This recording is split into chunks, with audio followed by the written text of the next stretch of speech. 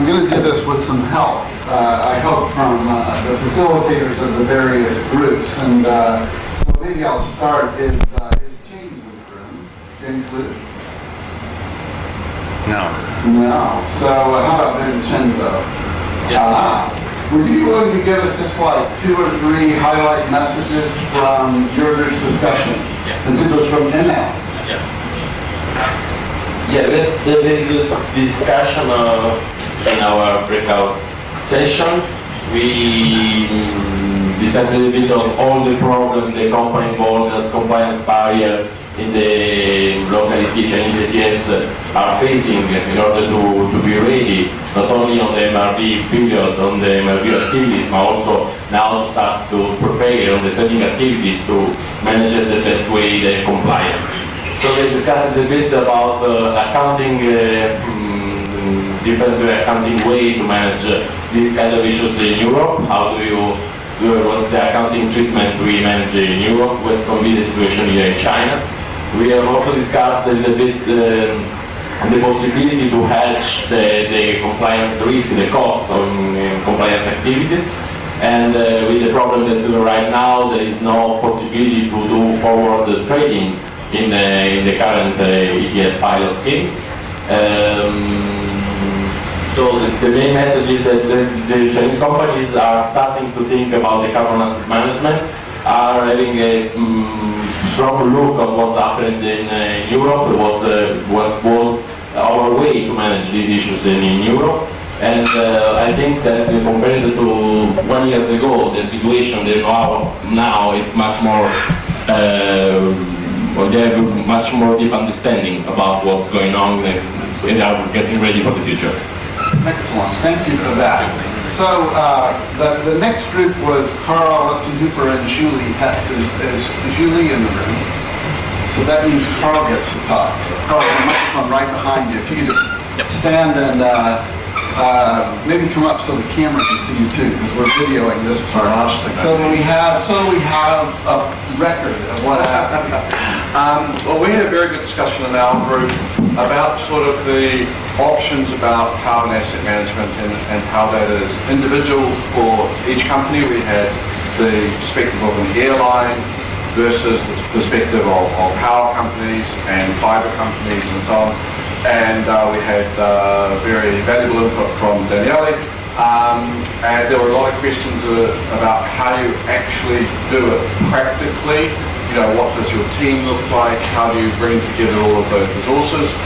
And then there was sort of a broader strategic conversation on the use of offsets, the use of carbon funds, the use of unilateral CCERs, the different options that compliance just buying allowances, and how each entity had to sort of figure out for themselves what the best asset management strategy was. Very good. Thank you, Carl. So I want to hear from Tony Guy from his group. Tony's right back here. You can just do it from there. It's good. We had a very vibrant discussion. Lots of sophisticated question was asked from the local compliance entities. I'll give you 3 highlights. First one is the point raised by Baogang. They have 7 entities covered in Shanghai ETS. Their question is, what's the best way to manage their compliance positions from operational perspective and from strategic perspective?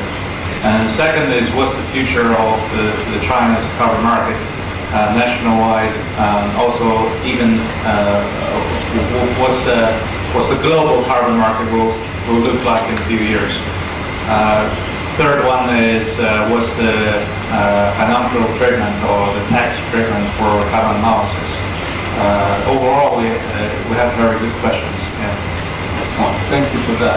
Did you want to add anything? You were in that session as well. Yeah. Thanks, Dirk. I actually, as I just said, I think really the questions already have touched what I was prepared for this afternoon's presentation. And I was quite impressed by the preparation and already the gaps of the company have already reached at this stage comparing with what we have heard and discussed earlier in Guangdong and Shenzhen. And I'm quite encouraged that people have already have a strategy and thinking about even the national market and linking with even the global market. So they're really in it. Thank you. So let's see. Is Yan here from South Pole? Just a little flavor of your group as well. Yeah, and from SOA, and I hold the group discussion, and we have like 4 sectors. One is mechanical sector, also the steel and paper making, and also the mining. So many questions were raised, and they are very good questions.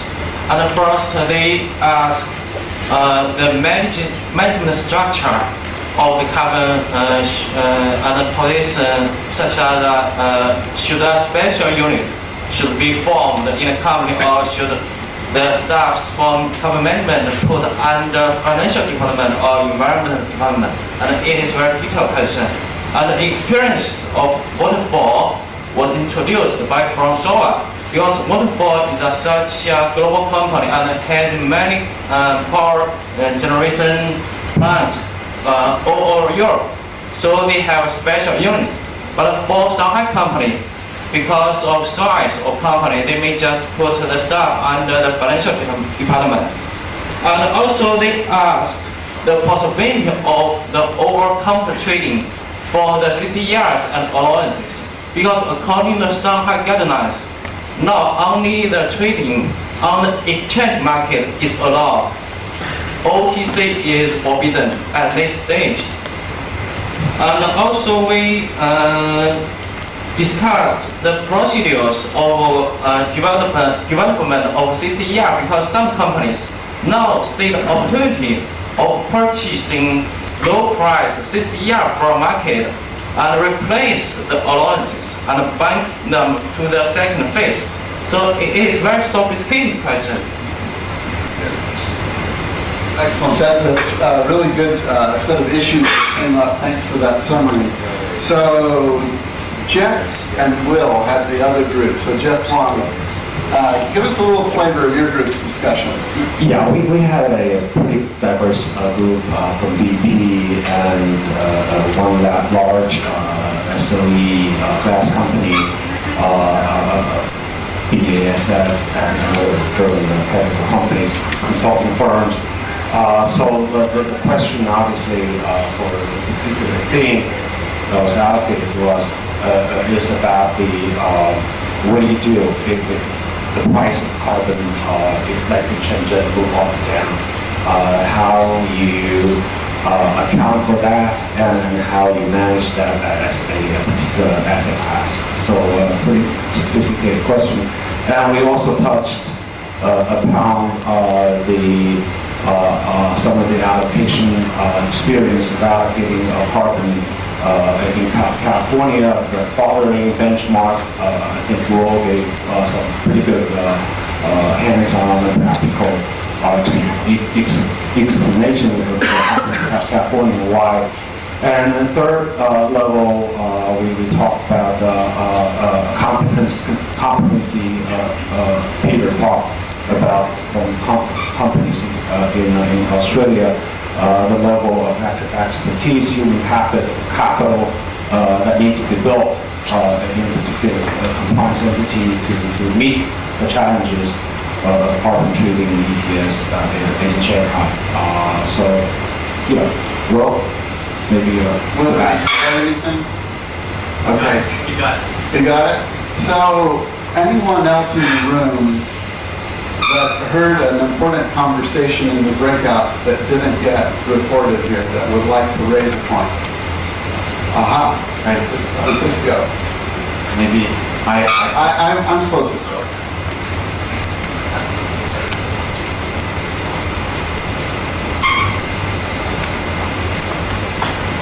Well, yeah, there was a comment that came up in the session that they were mentioning some issues or some characteristics of the ETS that they found maybe it was impeding their development within the ETS, so impeding maybe free trading, or for example, a clear example was the minimum lot in the exchange to purchase is 100.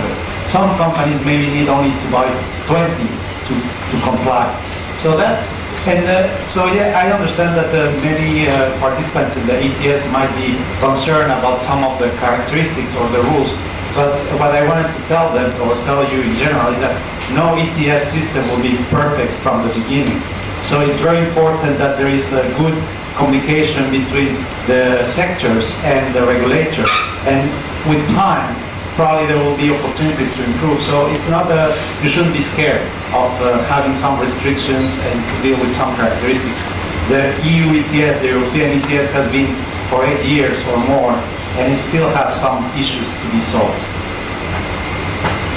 Anyone else have a point to make? Then in closing, I have a question for Jeff, actually, Jeff Wong. And that is, in hearing these discussions about early decisions about strategy and early, frankly, market entry questions, it flashed back in my mind to the beginnings of both the EU ETS and the California ETS, where we saw companies do test trades that were really, I think, for the purpose. I remember this early days in Europe, and some of you guys may remember this, but companies really sought to go through a test trade where it was a real trade, maybe for a small volume, and maybe it got traded back the next day, but it was really for the purpose of proving out the systems and understanding how approval processes worked, what contracts would be used, what sort of corporate governance was around it. And I'm wondering if that's something that you would see emerging as a useful sign in some of the Chinese pilots, or is it more, is it going to be able to skip that step and maybe go right to trading initially? Do you have a view?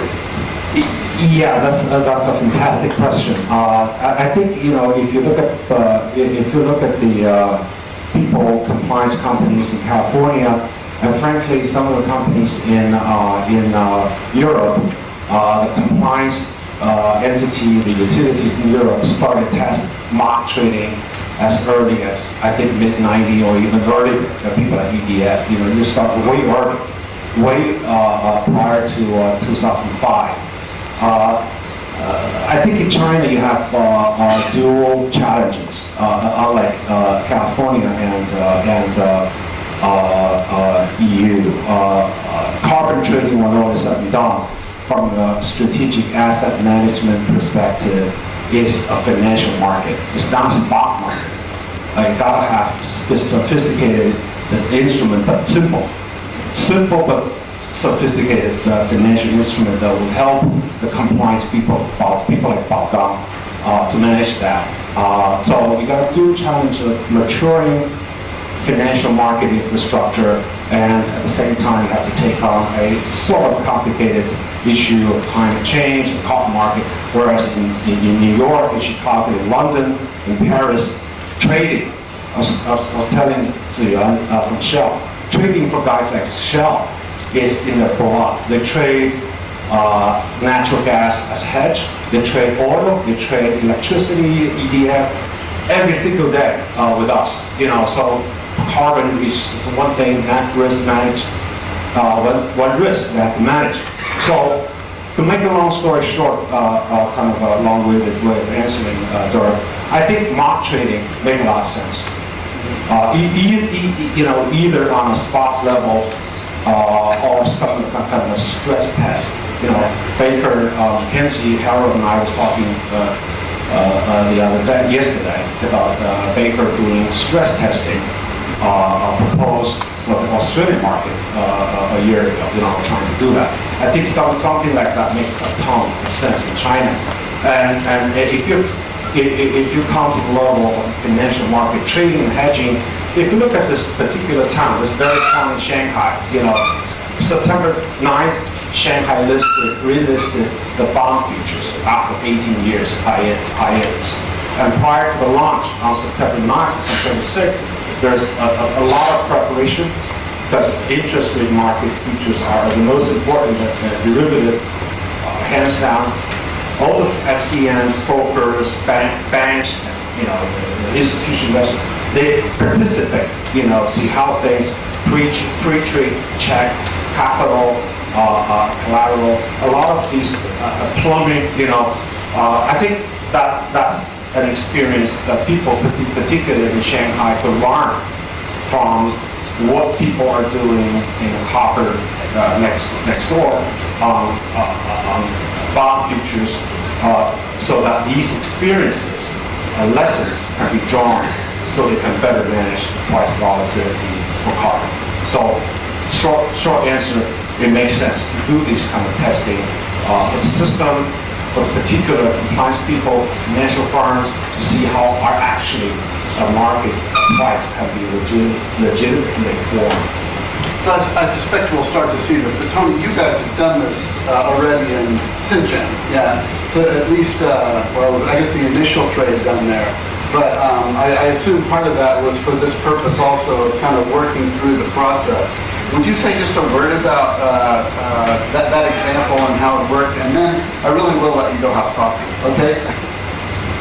I totally agree with Jeff. Yes, Dirk is right. So we did the first trade in Shenzhen. We bought 10,000 allowances at a price of 28 RMB. It is purely for the purpose of testing the market, sort of a mock trade with the real money and real stuff. We're looking forward to do more of that trade with our Shanghai friend. We'll help you to learn and share our experience in Europe, in the carbon market in the world. Okay, anyone else want to offer a bid? No, I'm sorry. Well, we'll stop there. We have coffee, I think, ready out here now for the break. Yeah. But I really appreciate all of the facilitators taking the time to give us some feedback. Let's give them all a round of applause for the summary.